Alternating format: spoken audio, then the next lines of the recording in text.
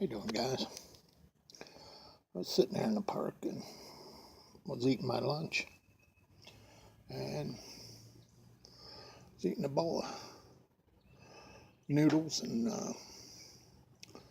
wild greens, and sitting there on the picnic table, and I happened to look down, seen this little guy down here,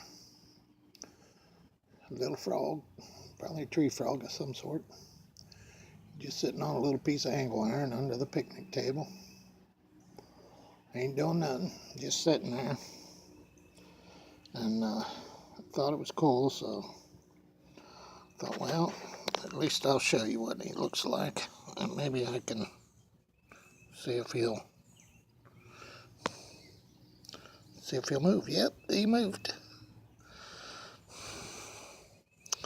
I'm gonna shut this thing off, and I'm gonna put him down on the ground where he goes, or where he's supposed to be. So I'll catch you later, guys. Bye.